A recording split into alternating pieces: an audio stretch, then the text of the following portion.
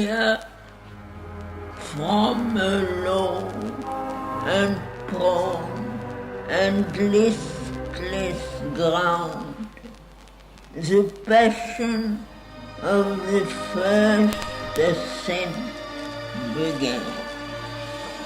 A woman in a pale, lustrous robe, the mother of the seven souls, bore the seven stabs that pierced her bleeding heart. In soft, sweet, training words, slowly she spoke. Oh, Savitri, I am thy secret soul. To share the suffering of the world I came. I draw my children's pangs into my breast. I am the hope that looks towards my God, who never came to me till now. His voice I hear that ever says, I come. I know that one day he shall come at last.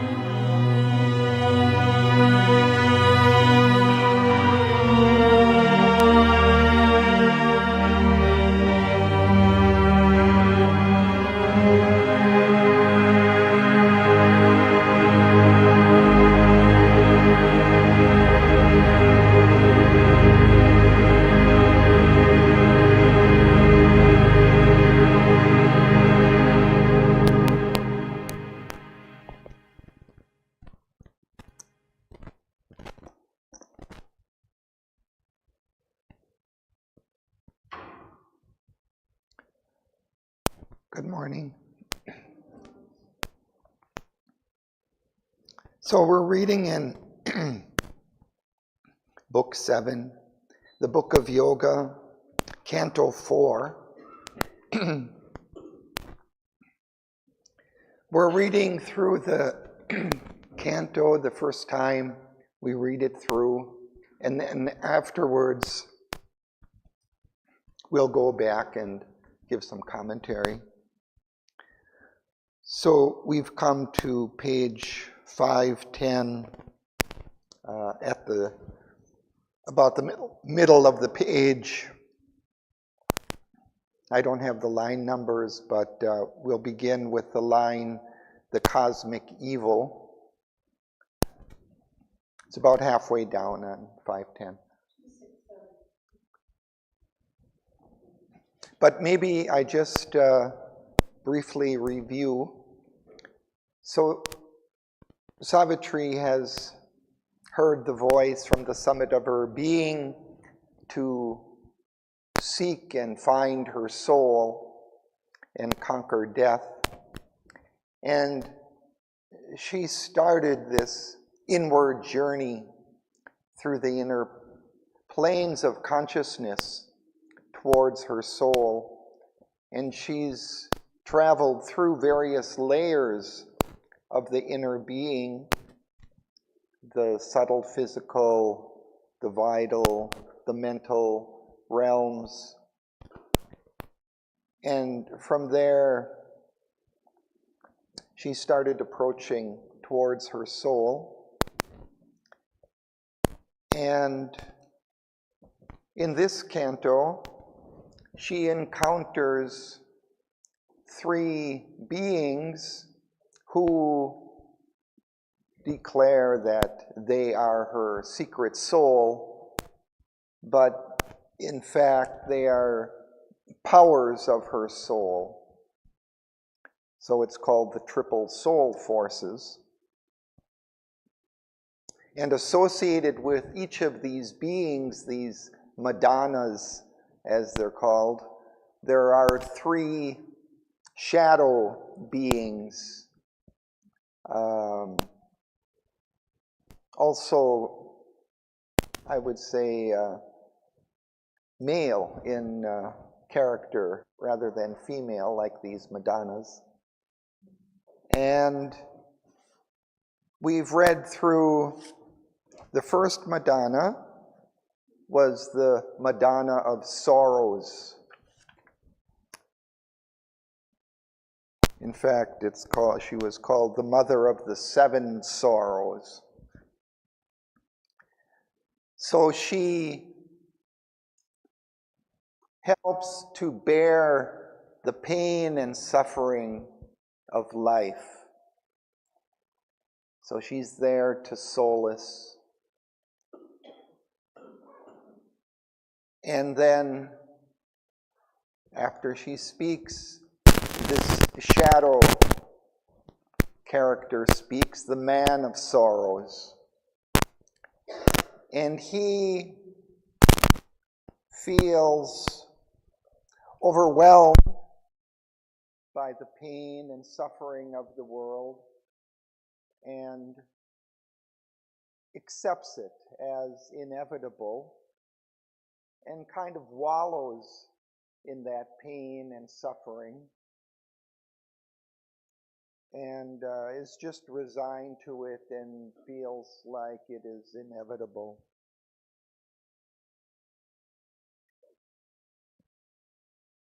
And then Savitri speaks to this Madonna and tells her that you are a portion of myself put forth to bear the suffering of the world, but you don't have the power to save. She only has this power to solace, to give respite to the pain and suffering, but she cannot end it. She cannot really conquer it. So then Savitri moves on, and she meets this Madonna of might. And this being is able to fight against the forces that assail mankind.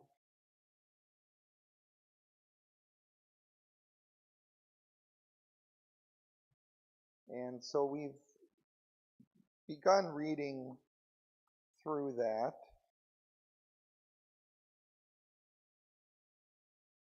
I'll just review a few of the lines. O Savitri, I am thy secret soul.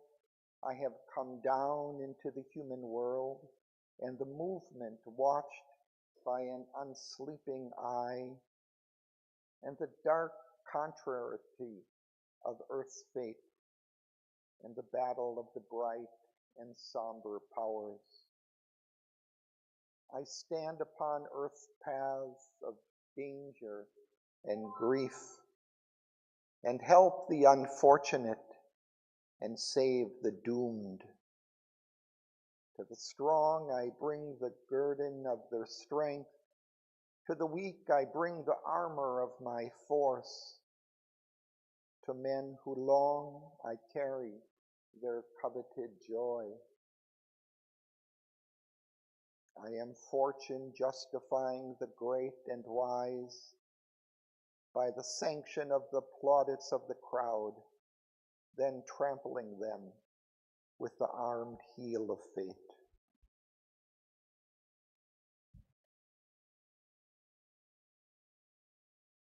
So she fights against the demons of the nether realms.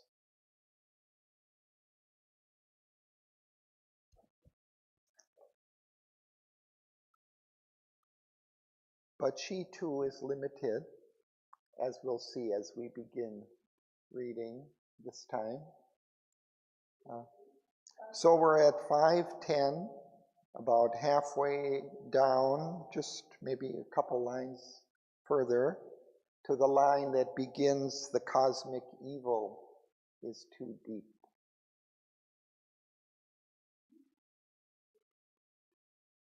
Line 265. So, sir, would you like to begin? Here, would you like to begin? No. Next, you.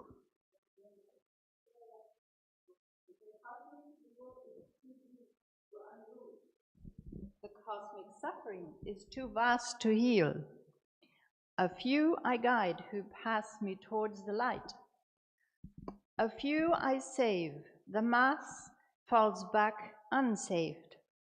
A few I help, the many strive and fail.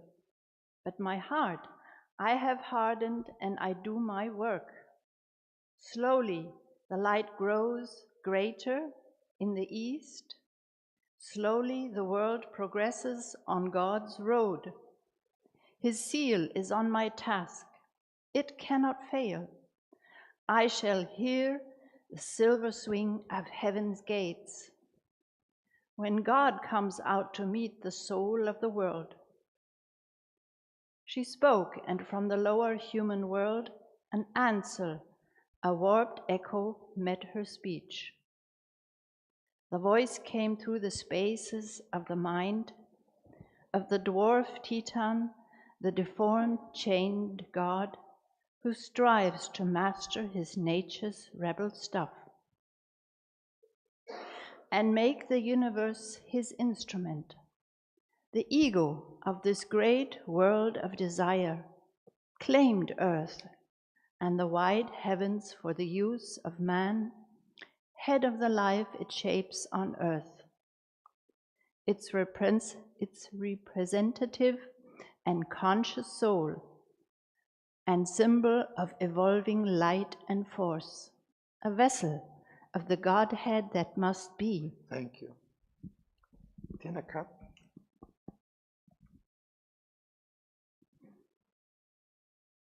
A thinking animal, nature's struggling lord, has made of her his nurse and tool and slave, and pays to her as wage and emolument Inescapably by a deep law in things, his heart's grief and his body's death and pain.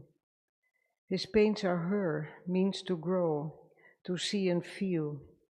His death assists her immortality. A tool and slave of his own slave and tool, he praises his free will and his mastermind, and is pushed by her upon her chosen path. Possessor, he is possessed, and ruler, ruled, her conscious automaton, her desires dupe. His soul is her guest, a sovereign mute, inert, his body her robot, his life her way to live. His conscious mind her strong revolted serf. The voice rose up and smote some inner sun. Thank you.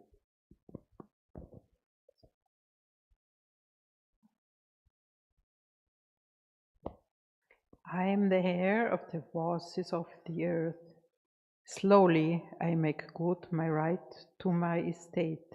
A growing Godhead in her divinest mud, I climb, a claimant to the throne of heaven. The last born of the earth, I stand the first. Her slow millenniums waited for my birth.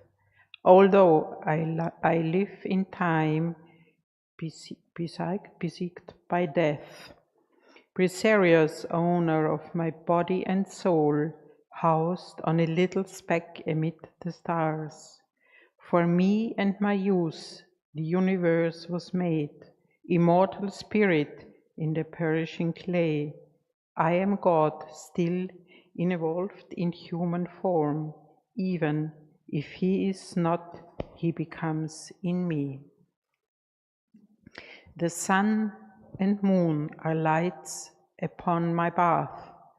Air was invented for my lungs to breathe, conditioned as a wide and wall-less space for my winged chariot's wheels to cleave a road. The sea was made for me to swim and sail and bear my golden commerce on its back. It laughs cloven by my pleasure's gliding keel. I laugh at its black stare of fate and death. Thank you. Sudani. The earth is my floor, the sky my living roof. All was prepared through many a silent says. God made experiments with animal shapes. Then only when all was ready, I was born. I was born weak and small and ignorant, a helpless creature in a difficult world, traveling through my brief years with death at my side. I have grown greater than nature, wiser than God. I have made real what she never dreamed. I have seized her powers and harnessed for my work. I have shaped her metals and new metals made. I will make glass and raiment out of milk, make iron velvet, water unbreakable stone.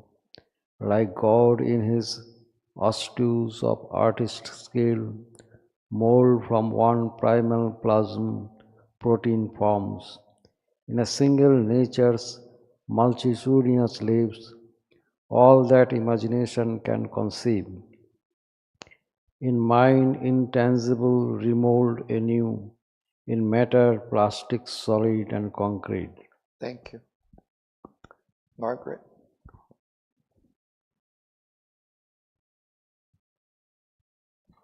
No magic can surpass my magic skill. There is no miracle I shall not achieve. What God imperfect left, I will complete. Out of a tangled mind and half-made soul, his sin and error I will eliminate. What he invented not, I shall invent. He was the first creator, I am the last. I have found the atoms from which he built the worlds. The first tremendous cosmic energy Mission shall leap to slay my enemy kin, expunge a nation or abolish a race. Death silence, leave where there was laughter and joy. Or the fissured, invisible shall spend God's force to extend my comforts and expand my wealth, to speed my car, which now the lightnings drive, and turn the engines of my miracles. I will take his means of sorcery from his hands, and do with them greater wonders than his best. Yet through it all I have kept my balanced thought. I have studied my being, I have examined the world, I have grown a master of the arts of life. Thank you.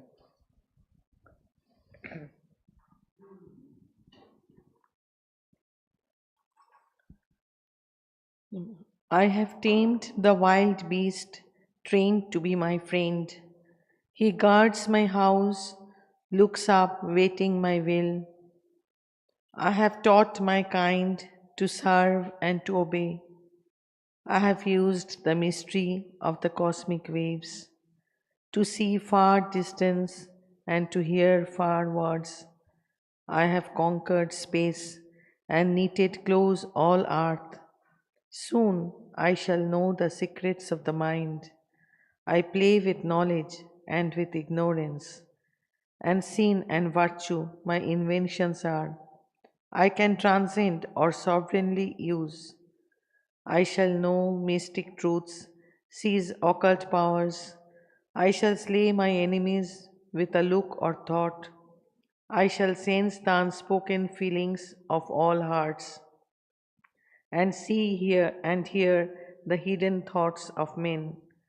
When art is mastered, I shall conquer heaven. The gods shall be my aids or menial folk. No wish I harbor unfulfilled shall die. Omnipotence and omniscience shall be mine. And Savitri heard the voice, the warped echo heard, and turning to her, being of power, she spoke. Thank you.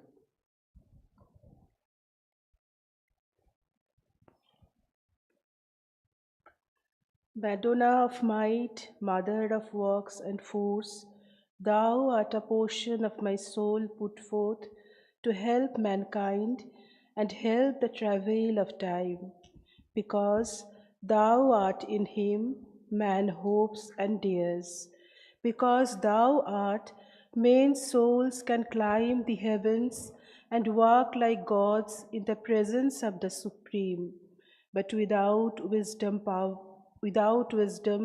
power is like a wind. It can breathe upon the heights and kiss the sky. It cannot build the extreme eternal things. Thou hast given men strength, wisdom thou couldst not give. One day I will return, a bringer of light. Then will I give to thee the mirror of God.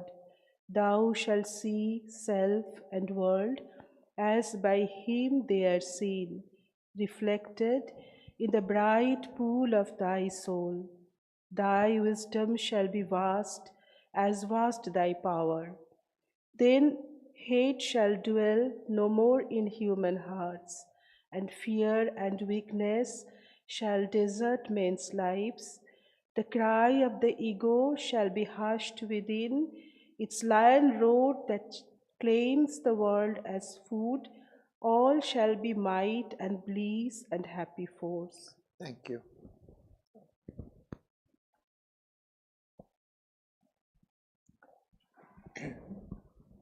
B.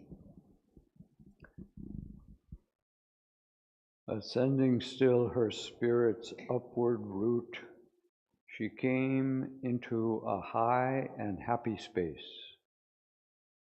a wide tower of vision whence all could be seen, and all was centered in a single view, as when by distance separate scenes grow one, and a harmony is made of hues at war.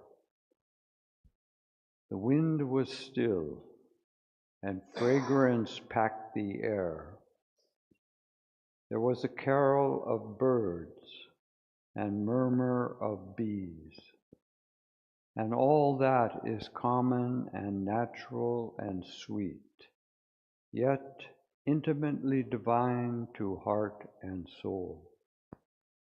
A nearness thrilled of the spirit to its source, and deeper things seemed obvious, close, and true. Here, living center of that vision of peace, a woman sat in clear and crystal light. Heaven had unveiled its luster in her eyes. Her feet were moonbeams. Her face was a bright sun. Her smile could persuade a dead, lacerated heart to live again and feel the hands of calm. Thank you.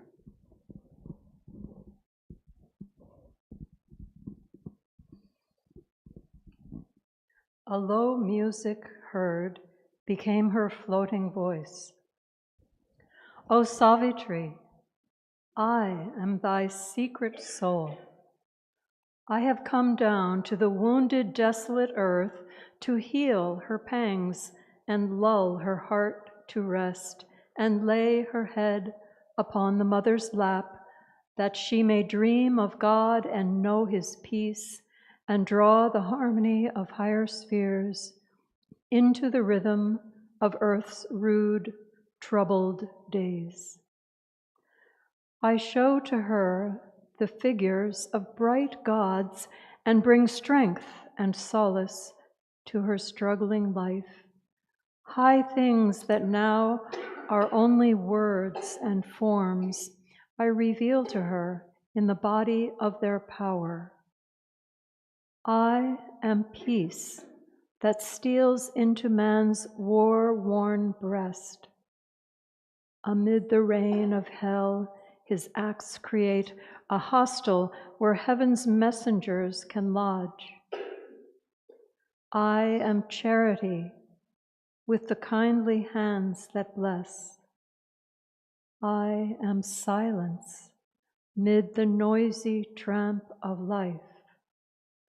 I am knowledge pouring on her cosmic map. Thank you.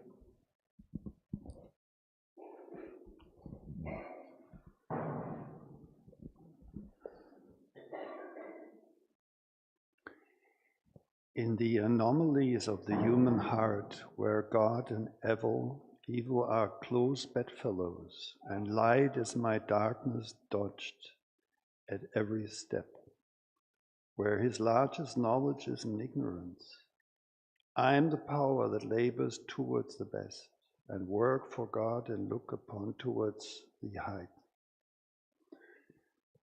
I make even sin and error stepping stones, and all experience a long march towards light.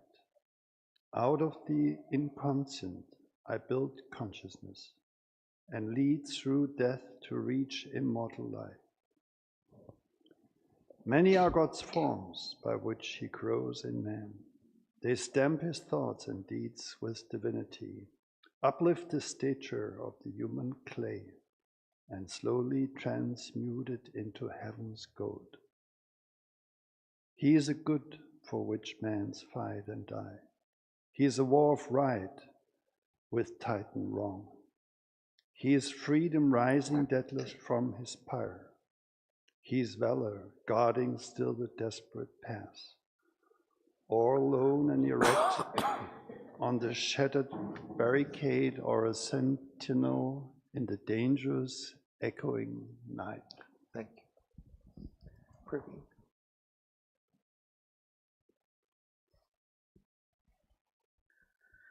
He is the crown of the martyr burned in flame, and the glad resignation of the saint, and courage indifferent to the wounds of time, and the hero's might wrestling with death and fate. He is wisdom incarnate on a glorious throne, and the calm autocracy of the sage's rule. He is the high and solitary thought, aloof above the ignorant multitude. He is the prophet's voice, the sight of the seer. He is beauty, nectar of the passionate soul. He is the truth by which the spirit lives. He is the riches of the spiritual vast, poured out in healing streams on indigent life. He is eternity lured from hour to hour. He is infinity in a little space. He is immortality in the arms of death. These powers I am, and at my call they come. Thank you.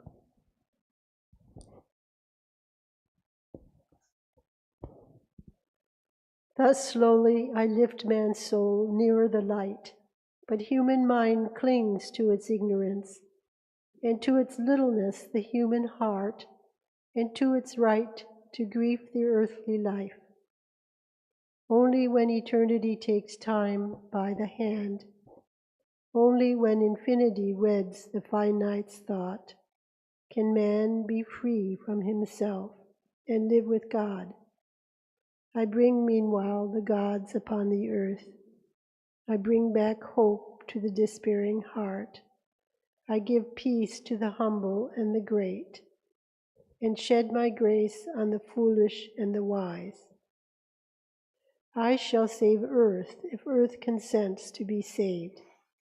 Then love shall at last unwounded tread earth's soil. Man's mind shall admit the sovereignty of truth, and body bear the immense descent of God. Thank you. And then, you ready? Okay, I will try. And shed my grace. No, she spoke. She spoke, and from the ignorant nether plane, a cry, a warped echo, naked and shuddering came. A voice of sense-shackled human mind carried its proud complaint of godlike power, hedged by the limit of mortal thoughts, bound in the claims of earthly ignorance. Imprisoned in his body and his brain, the mortal cannot see God's mighty whole, or share in his vast and deep identity, who stands aghast within our ignorant hearts, and knows all things because he is one with all. Man only sees the cosmic surface, then wondering what may lie hid from the sense. A little way he delves to depths below, but soon he stops. He cannot reach life's core or commune with the throbbing heart of things. He sees the naked body of the truth, though often baffled by her endless garbs, but cannot look upon her soul within. Thank you.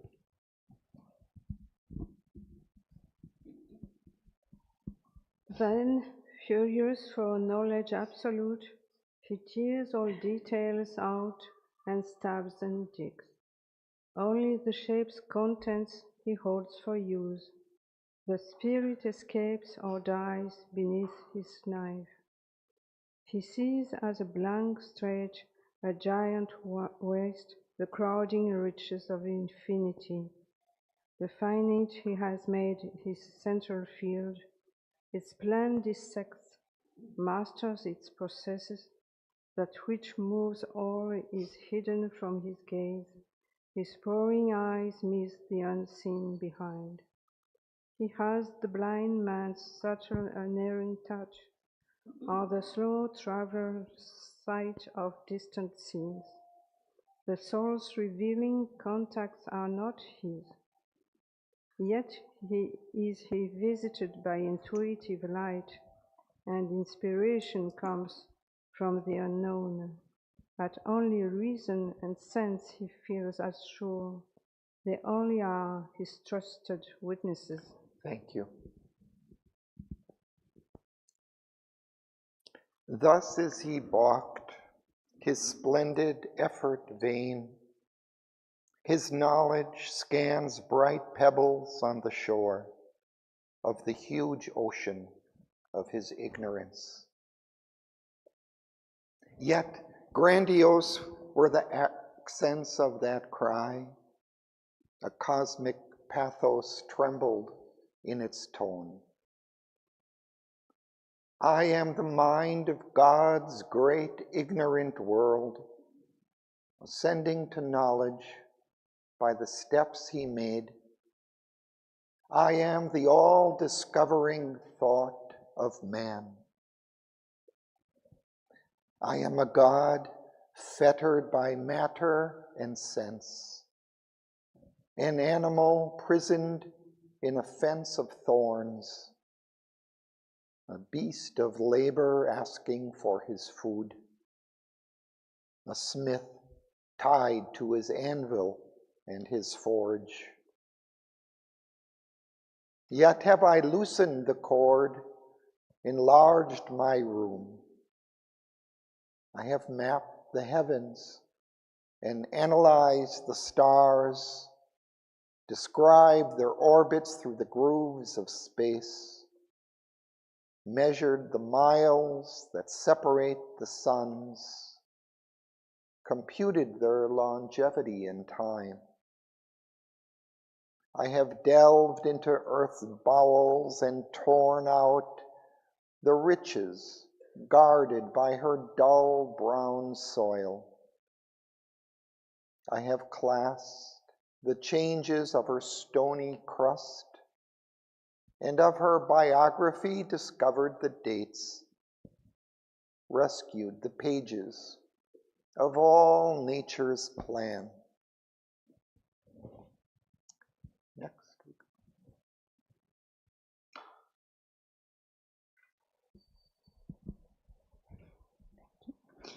The tree of evolution I have sketched, each branch and twig and leaf in its own place. In the embryo tracked the history of forms and the genealogy framed of all that lives. I have detected plasma and cell and gene, the protozoa traced man's ancestors, the humble originals from whom he rose. I know he was born and how he dies. Only what end he serves I know not yet, or if his aim at all or any end, or push of rich, creative, purposeful joy in the wide works of the terrestrial power. I have caught her intricate process, none is left. Her huge machinery is in my hands.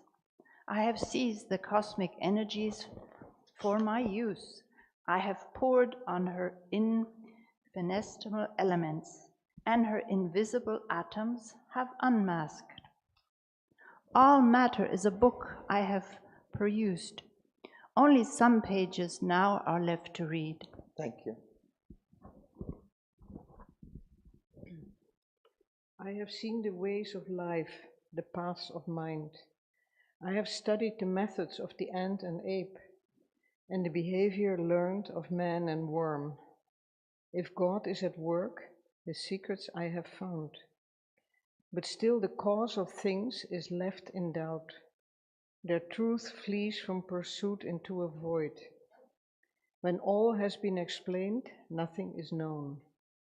What chose the process? Whence the power sprang, I know not, and perhaps shall never know. A mystery is this mighty nature's birth. A mystery is the elusive stream of mind. A mystery the protean freak of life. What I have learned, chance leaps to contradict. What I have built is seized and torn by fate. I can foresee the acts of matter's force, but not the march of the destiny of man. He is driven upon paths he did not choose. He falls trampled underneath the rolling wheels. Thank you.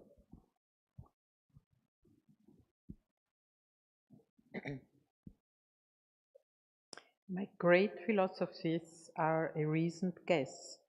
The mystic heavens that claim the human soul are a charlatanism of the imagining brain.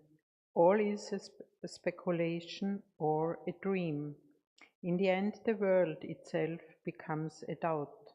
The infinitesimal jest mocks mass and shape. A love peels from the infinite's finite mask. Perhaps the world is an error of our sight, a trick repeated in each flash of sense. An unreal mind hallucinated the soul with a stress vision of false reality, or a dance of Maya veils the void unborn, even if a greater consciousness I could reach. What profit is it then for thought to win, a real which is forever ineffable, or hunt to its lair to bodiless self or make? The unknowable, the target of the soul? Thank you.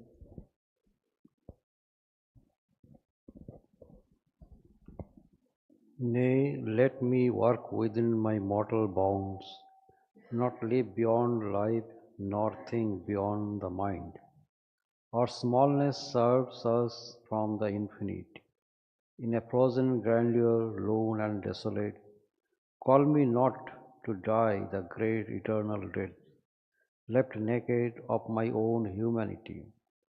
In the chill vast of the spirit boundlessness, each creature by its nature's limits lives, and how can one evade his native fate? Human I am, human let me remain, till in the inconscient I fall dumb and sleep. A high insanity, a chimera is this, to think that God lives hidden in the clay, and that eternal truth can dwell in time, and call to her to serve ourselves and call to her to save ourselves and the world. How can man grow immortal and divine, transmuting the very stuff of which he is made? These wizard gods may dream, not thinking man. Thank you.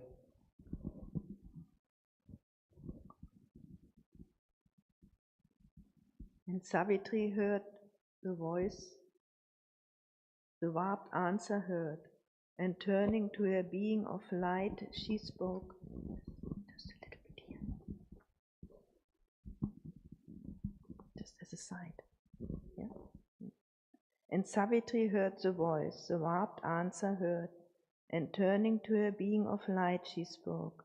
Madonna of light, mother of joy and peace, thou art a portion of myself put forth, to raise the spirit to its forgotten heights, and wake the soul by touches of the heavens.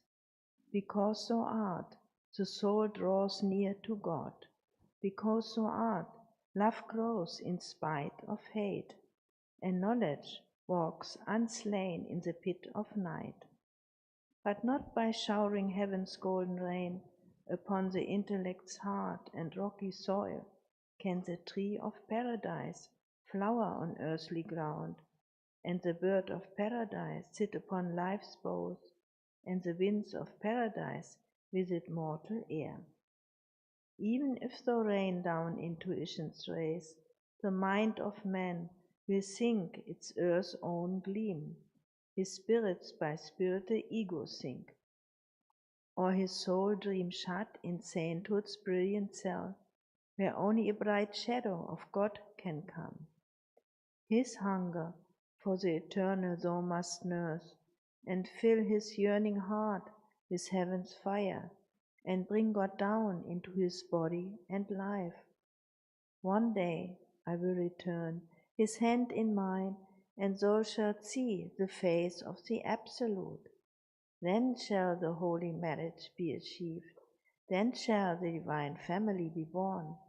There shall be light and peace in all the worlds. End of Canto 4. Thank you. So now we'll go back to the beginning of the canto, and we'll read passage by passage and comment. So, may we continue? Usami?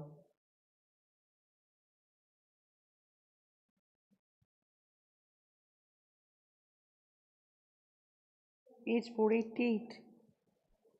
No, we're starting at the beginning of the canto on page 501.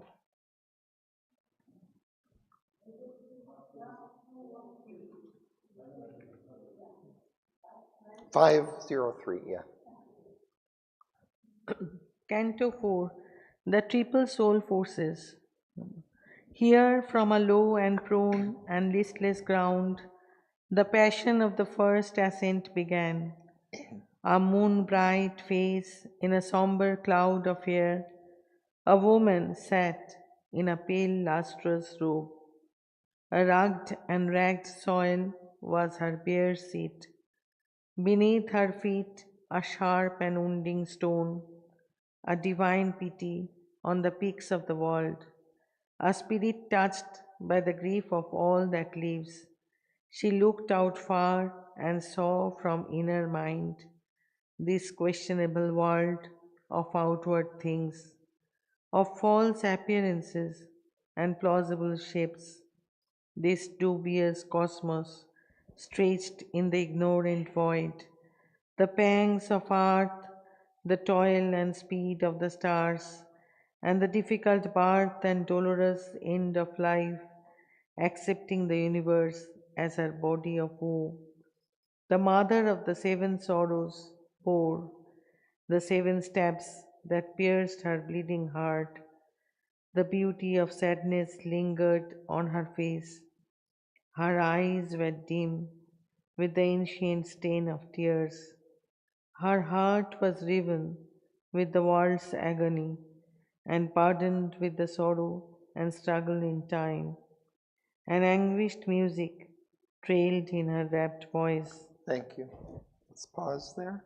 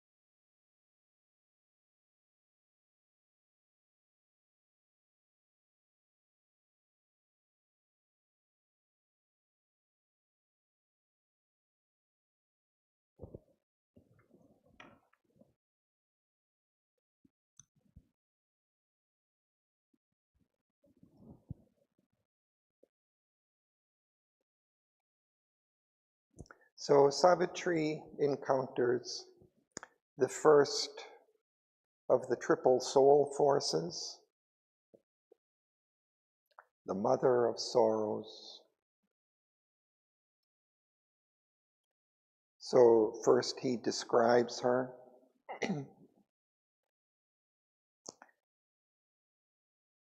She's sitting on a rugged and ragged soil.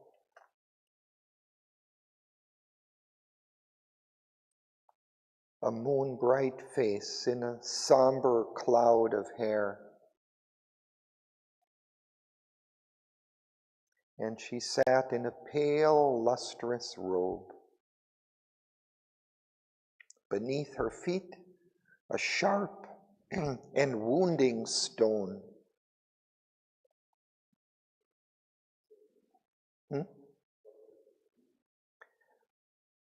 So she's sitting on the ground, but she's feeling the pain of the earth. So underneath her, there's a sharp and wounding stone, symbolic of the pain that we bear on this earth, and which she has come to solace, to help us bear.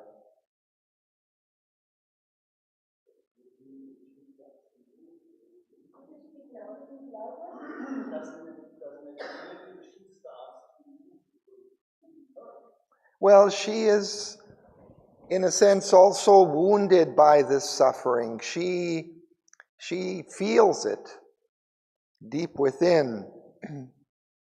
It says, the 7 stabs that pierced her bleeding heart, the beauty of sadness lingered on her face. Her eyes were dim with the ancient stain of tears. Her heart was riven with the world's agony and burdened with the sorrow and struggle in time. So she takes that pain and suffering on herself.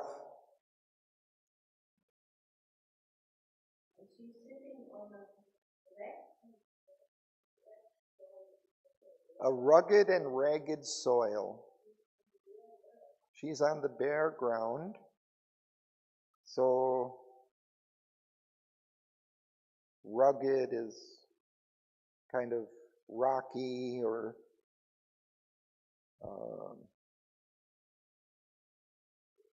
uneven ground. This is compassion, yes.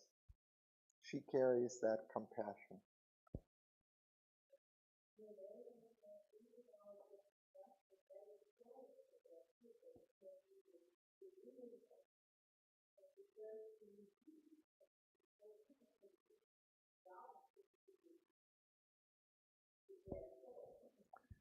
Yeah, but she's a goddess. She's very connected with that physicality of the earth, where we feel the pain in our bodies and we suffer the hardness of life due to its physicality, due to death.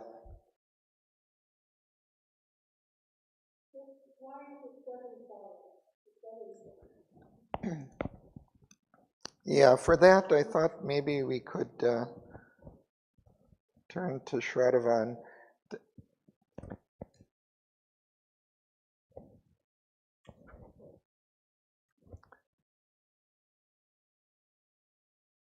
She says, this is the mother of the 7 sorrows. She has accepted that the whole material universe will be her body, and it is a body of woe. Woe is the opposite of joy, sorrow, suffering. The image of a heart which is pierced by 7 swords is sometimes seen in Christian iconography. Perhaps the number 7 refers to the major levels of universal existence, each of which experiences a particular kind of suffering, so that there are 7 sorrows represented by the 7 stabs piercing her bleeding heart. A symbol of suffering on all the levels of universal existence. So we have physical suffering, we have vital suffering, mental suffering, but also perhaps on the higher planes.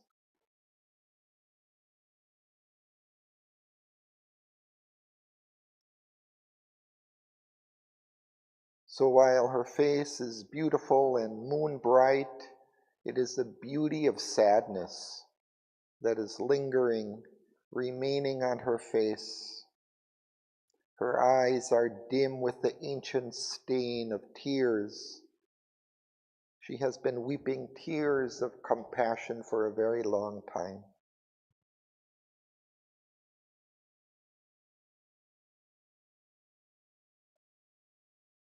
So maybe just continue a little. We talk about hearts being broken Her heart has been riven, split by the world's agony, the intense pain of the world. It is bearing the heavy load of all the sorrow and struggle in time.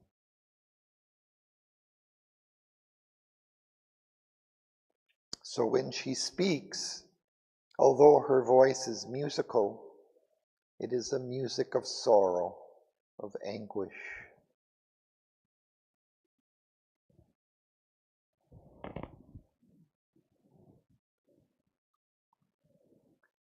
So let's continue.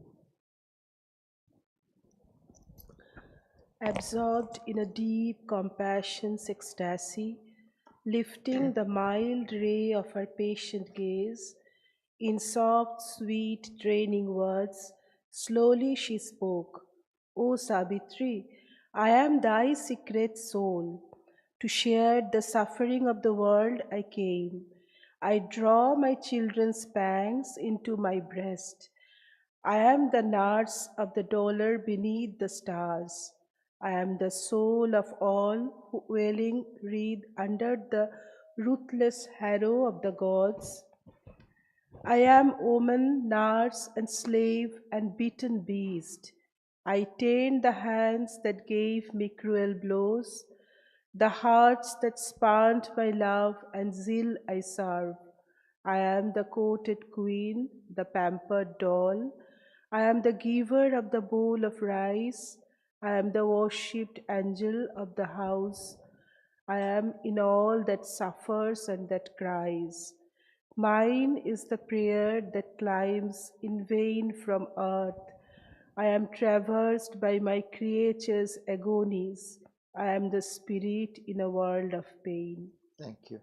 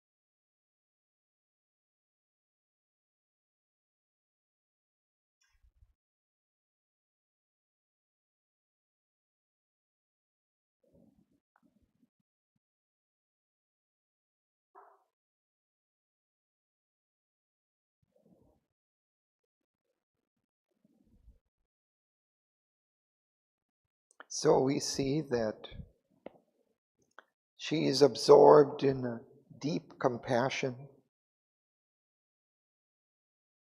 and that to share the suffering of the world, she has come. She says, I draw my children's pangs into my breast. I am the nurse of the dolor beneath the stars. I am the soul of all who wailing writhe under the ruthless harrow of the gods. So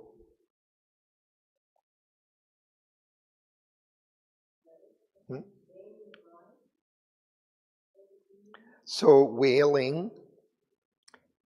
is a loud, mournful cry.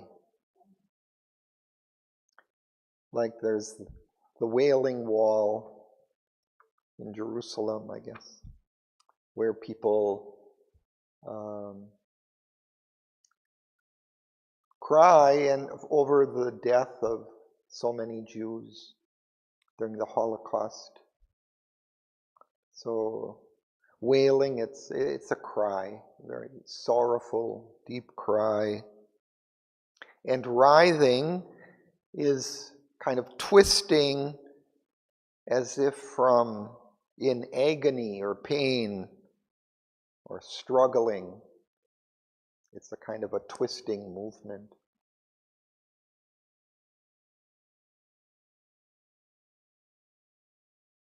So, and under the ruthless harrow, a harrow is a farm implement used for plowing the ground with kind of sharp teeth to break up the soil.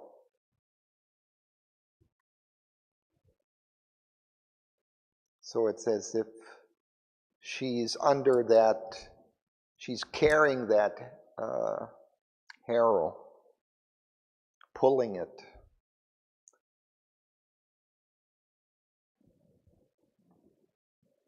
And then Sri Aurobindo describes different kind of roles that she plays. I am woman, nurse, and slave, and beaten beast. I tend the hands that gave me cruel blows, the hearts that spurned my love and zeal, I serve. I am the courted queen, the pampered doll. I am the giver of the bowl of rice. I am the worshipped angel of the house. So maybe I just read a little from Shraddhavan here. These are different roles that women have to play. They have to nurse their children and any members of their family who are sick. Often they are like slaves who have to do whatever their husband and family demand. She is also a beaten beast. Women are often beaten as if they were animals, as we know. But the Madonna also feels the sufferings of all living things. She says, I tend, I look after and serve even the hands that gave me cruel blows. Women have to serve those who spurn their love and zeal, people who reject their love and eagerness to please. There are other roles that women play which do not allow them much freedom. In a wealthy household, they may be treated like a courted queen or a pampered doll, to be dressed up and played with, not like a real full human being. One of the roles of a woman is to be the giver of the bowl of rice, the one who feeds the family. In some families, the wife is the worshipped angel of the house, who is considered to bring blessings to the home. She may be worshipped and honored in her home, but may not be allowed to go outside freely.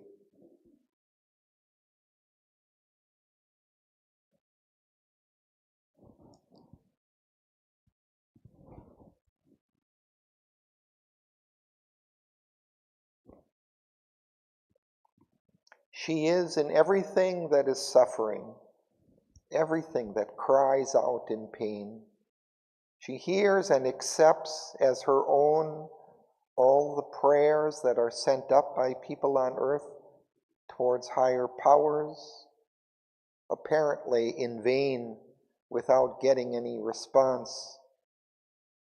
She feels all earthly creatures as her children, and all their suffering passes through her. Traverse means to pass through or across.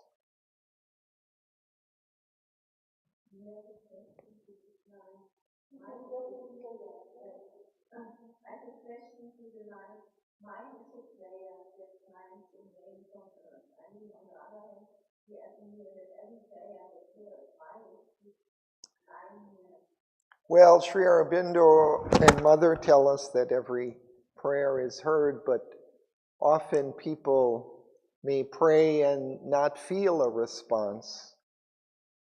They suffer and they may pray, but relief does not come.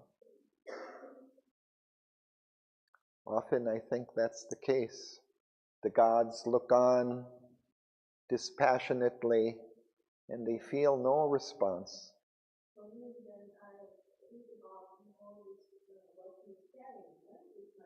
Hmm?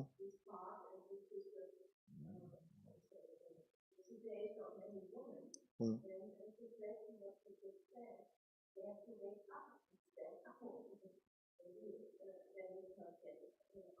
Hmm. Yeah.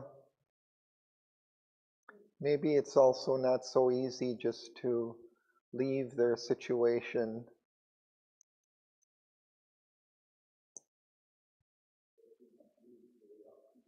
Hmm?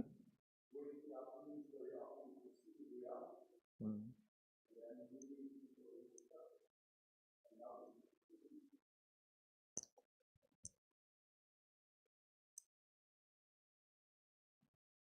Yeah, for many people, they just need to kind of bear the pain and do the best they can under the circumstances, you know, and that's the case for many. I mean, I think of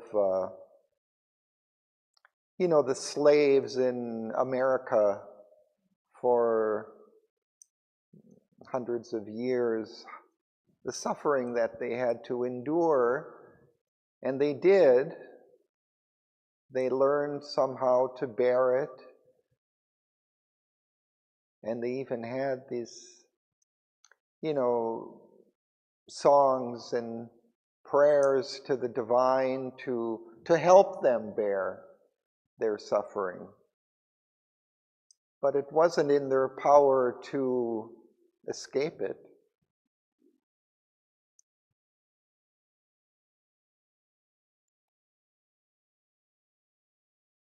So there's a place for this, surely.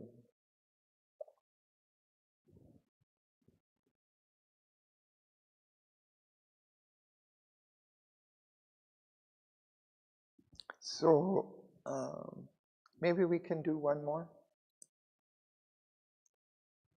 B.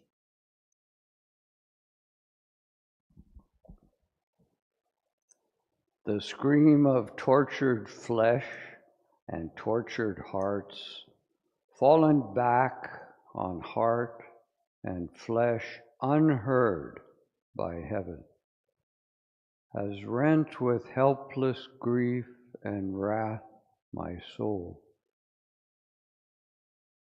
I have seen the peasant burning in his hut. I have seen the slashed corpse of the slaughtered child, heard woman's cry ravished and stripped and hailed amid the baying of hell-bound mob. I have looked on. I had no power to save. I have brought no arm of strength to aid or slay. God gave me love, He gave me not His force. I have shared the toil of the yoked animal drudge, pushed by the goad, encouraged by the whip. I have shared the fear-filled life of bird and beast, in long hunt for the day's precarious food, its covert slink and crouch and hungry growl.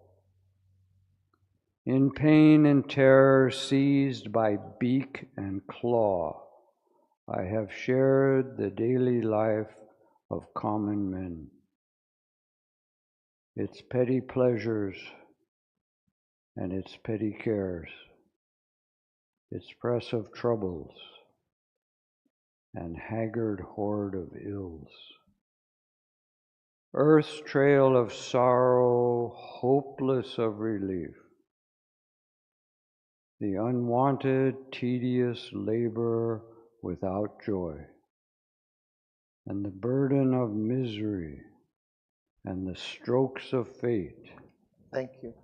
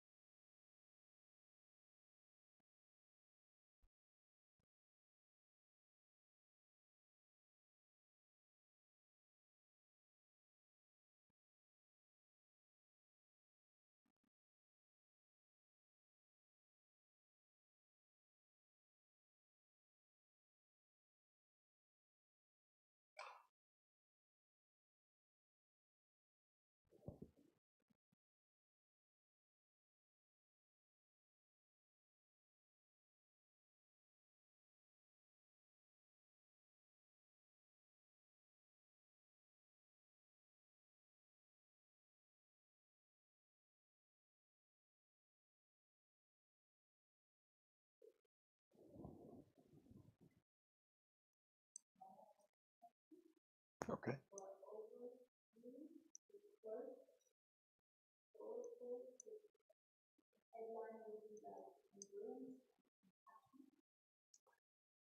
Yeah, there's a power of the soul that is compassionate. It brings compassion to others, right? And it helps to bear the suffering of others. So this is something that we feel, no, is coming out from our souls also. We feel the compassion that she represents. She's the goddess of that. The second, what? So then the second one is a power of might. She brings force. And then there's the third one. It's a power of light.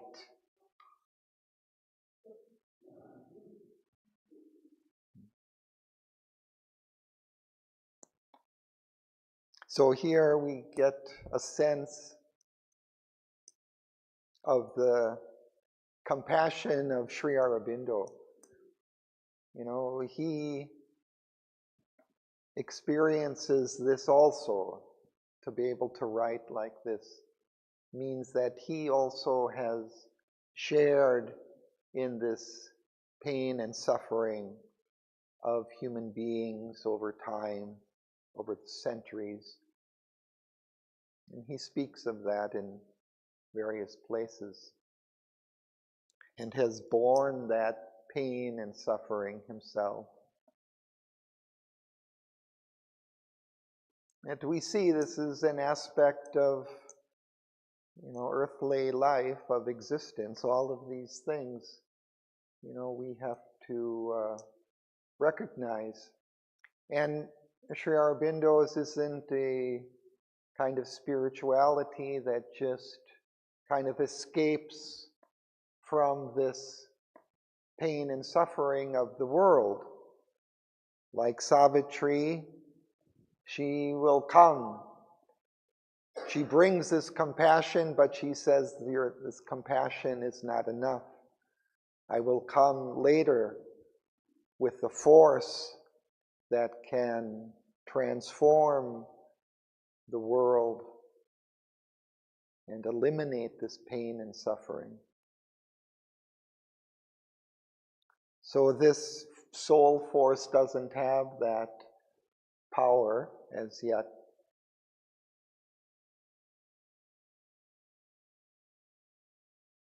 Okay, so we stop there, I think, for today. Yes. Very sad, but she's coming back.